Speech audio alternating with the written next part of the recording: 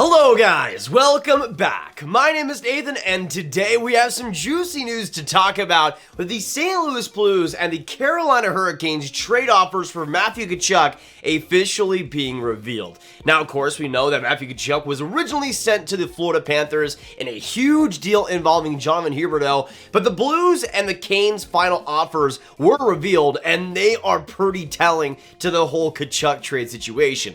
But when it comes to the Blues and the Panthers, what were their trade offers? What did it look like? What players were they going to send Calgary's way? And how close were they to an actual deal happening? Watch till the end for all the trade rumors and all the news. And make sure to hit that subscribe button if you are new. 50% of you guys aren't subscribed. So if you like trade content and trade rumor content, this channel is the place to be. Now, of course, even though the Panthers eventually got the Tkachuk deal done, I think for the longest time we could have all realized and could have all accepted that the St. Louis Blues were the favorite in the Tkachuk negotiations, or at least on paper should have been. But in reality, it seems like they weren't even in the top two best options for the Calgary Flames in a Tkachuk deal. Now, going on to this article from The Athletic via Jeremy Rutherford, talking about this situation, how close it was between Matthew Tkachuk and the Blues, and how close it was to a deal actually happening. Matthew Tkachuk on picking Panthers over hometown Blues. Could I have pictured myself there? Yes. And this article gives us a lot of details again on Tkachuk's thinking, how close a deal was going to happen, and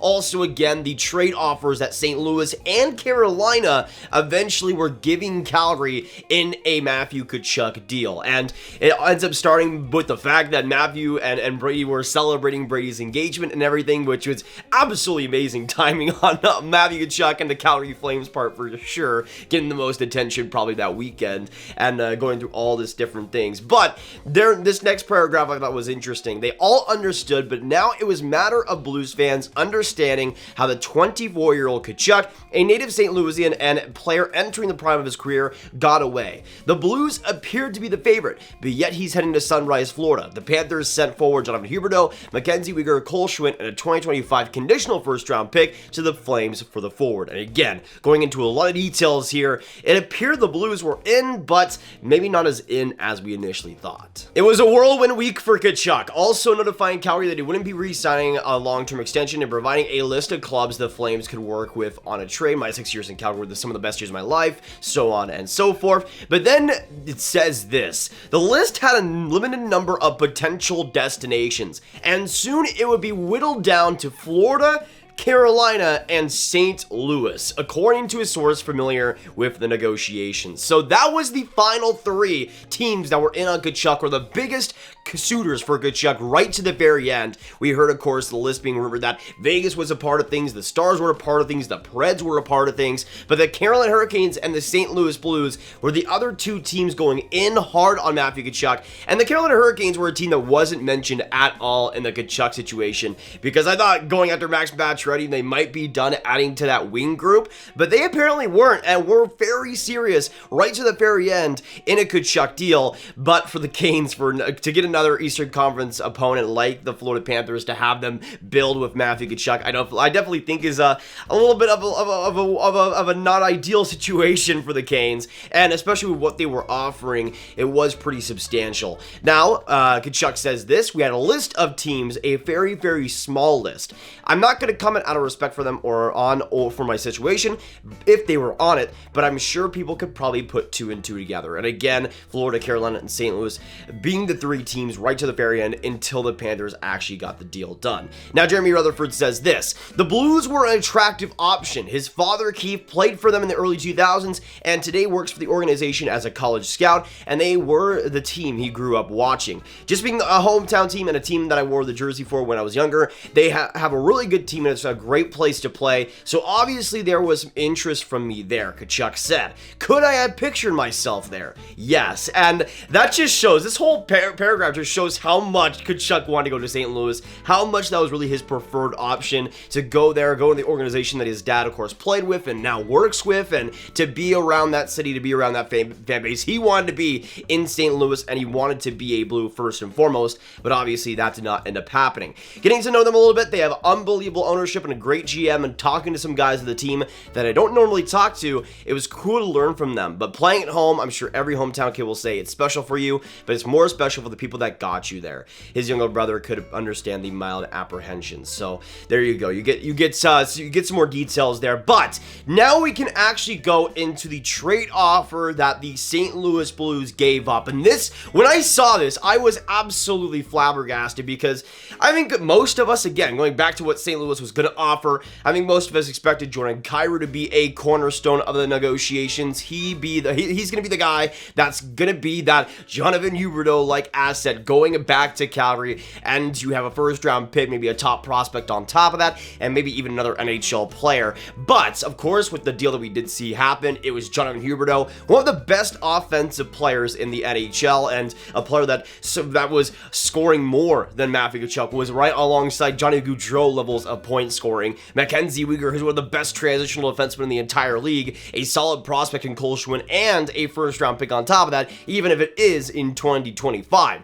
That was the asking price right to the very end, and Florida was able to meet it in spades and come out with one of the best offers we've ever seen, especially for Matthew Tkachuk, who is even, for some people, debatably maybe not as good as Jonathan Huberdeau by himself. So that was what was needed to make a Matthew Tkachuk trade happen. So if we put that on the Blues side of things, it would have to be like Jordan Kyrou, a first-round pick, a top prospect, maybe like a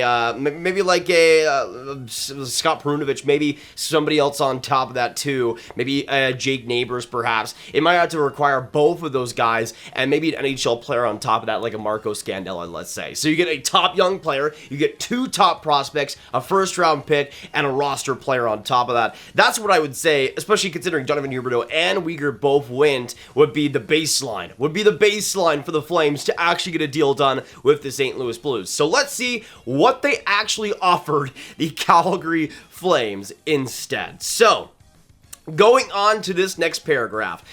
But it appears that it never got that far because offers from St. Louis and Carolina didn't measure up to what Calgary eventually received from Florida. And this next paragraph, you can never imagine how bad this trade offer is.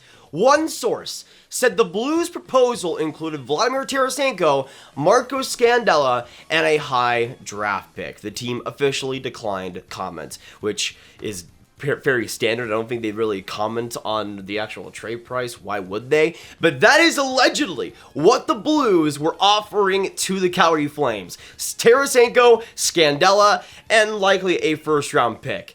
That was it. And you compare it to what the Florida Panthers were offering, and I think it's pretty fair to say that Calgary made the right decision. Tarasenko has been great, has had a rebound season, but he's also not signed up long-term, and I'd much rather have Jonathan Huberdeau on a shorter-term deal than Vladimir Tarasenko, especially considering the age and health difference between the two. And also, Marco Scandella being a core piece of the trade is just rough, especially with his cap hit, and even though he can still play, he's not this high-end guy, and just a first-round pick, which from the Blues, especially if they're adding Matthew Tkachuk, likely wouldn't be very high, around the 22 to 25 range, let's say. For me, if I'm Calgary, I laugh in the face of that, and I originally did have a trade offer kind of like this, where it would include a player like Vladimir Tarasenko, but I didn't have him being really the only major piece in a trade. I thought it would be more than that, maybe another big prospect on top of that, like a Jake Neighbors or some other prospect in that pool. But the fact that there was no prospects involved in this trade, only a first-round pick, and Tarasenko and Scandella being the two key roster players going back, it makes so much sense now that the Florida was their destination. And I think for Calgary, they definitely prefer to get Tkachuk out of the conference. That's for sure a priority for them, and they got their deal. So they got their team out of the Western Conference. They got an unbelievable return with everything you could ever possibly have wanted. And even though Tarasenko has shown that he can still be great, he's nowhere near the level of Jonathan Huberdeau, and especially with the Flames, you'd much rather have a shot of signing Huberdeau long-term than Vladimir Tarasenko. So it makes so much sense now that the Blues did not go after Tkachuk, did not actually end up landing him, because this offer is just embarrassing. No Jordan Kyrou is just a laughing stock. It's obvious the Blues, really at the start and at the end, didn't really want to be serious contenders for Tkachuk, because that kind of trade offer is obviously not going to cut it, but I'm still surprised that we didn't see Kyrou as a corner piece of what the Blues were offering. Obviously, they don't want to go all willy-nilly and trade everybody, but at the same time, I think we all kind of understood that if he was going to go to St. Louis, Jordan Kyrou would likely be the guy going back, and the fact that that was the trade offer, that was what it was, is just pretty sad for the Blues, especially with the chance to get Matthew Tkachuk, who I thought was a pretty perfect fit on that roster, and exactly what they kind of needed on that top end of the lineup, and to have that type of offer for him, to let him get away, especially with how badly he wanted to be a Blue, is pretty rough to see. But then there's some more here. The Flames' interest in Tarasenko, or lack thereof, was an issue. He has just one season left on his contract, though they traded for two players, Huberdeau and Weegar, who are also entering the final year of their deals. One could also question whether Tarasenko would have waived his no-trade clause to play in Calgary. His agent, Paul Theophanis, did not immediately return a message. So again, more details there. Again, Calgary not wanting to really bother with Tarasenko and his contract situation, much rather bothering with Huberdeau's contract situation, considering how good he can be. But it makes a lot of sense. So there was also, again, the topic that we were having over whether he would actually waive his no-trade clause to go to Calgary, and there seems to be some fuel there that he might not have. So that's also on top of the things. They might not be able to even get Tarasenko in that trade if you were Calgary, considering the no-trade situation. So it was just a disastrous trade offer from St. Louis in almost every single way, and we see a lot of the clearness of these situations, with Calgary not want to go to Tarasenko, and even if they wanted Tarasenko, do you say no to the Florida trade offer? No way, absolutely not. But next up, we go on to the Carolina Hurricanes trade offer, and this one is interesting to me because we get a little bit less detail, but at the same time, we get kind of a parameter of what the Hurricanes trade offer did look like, and to me, it's pretty interesting. Now, this next paragraph gives us some more clarity. As far as Carolina, a source said the Hurricanes put together a package that included forward Martin Necas. Now, there's a little bit of an interesting wording here. Put together a package that included Necas. Now, it doesn't say that Necas was the cornerstone of a deal per se, but that Necas was a part of things, which I think was always going to be the case if Carolina traded for Tkachuk. Necas, of course, being an RFA, being one of the most likely guys to be dealt, that was going to be an obvious fact. But I feel like for the Canes, them coming out of nowhere, they could have put in a really solid trade package together. And personally, I have a feeling that Carolina probably put together a better package than St. Louis did. Now, looking at the Hurricanes cap friendly and looking at what they could have given, obviously we now know that Martin Necas was a part of the deal and was a big piece of it, but I do feel like for the Canes, they could have gone for a really strong ball offer, and just considering what they could have gone for, I would imagine the 2023 first round pick is on top of that, so Necas a first round pick,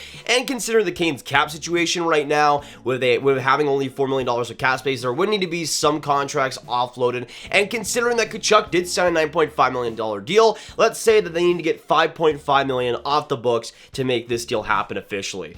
With that said, I feel like the player that would have gotten dealt is likely Brady Shea, who does have a modified to no trade list at 10 teams, but is at age 28 making $5.25 million. I think that's exactly the player that would have gotten dealt if he waived his no trade clause. There might have been something where maybe Carolina was close to a deal and maybe Shea didn't want to waive it, but I feel like that's the type of player that Carolina would want to trade in a Tkachuk deal, would want to get rid of. And maybe on top of that, they maybe gave up a Jesper Foss or someone to make the cap work officially, but it was obvious that Carolina was making a strong push, was almost there, but I feel like we could have seen a deal where it's Martin Necas, Brady Shea, 2023 first rounder, and maybe a player like Jesper Foss, or maybe a player like Jordan Martinook on top of a prospect, let's say like a Ryan Suzuki or somebody. The Canes don't really have too many high-end guys per se, but maybe like a Dominic Fensore or something. There is a lot of options though in the Canes prospect pool, and there might have been a lot more quantity as well on top of things. But it's obvious that for the Florida Panthers offer,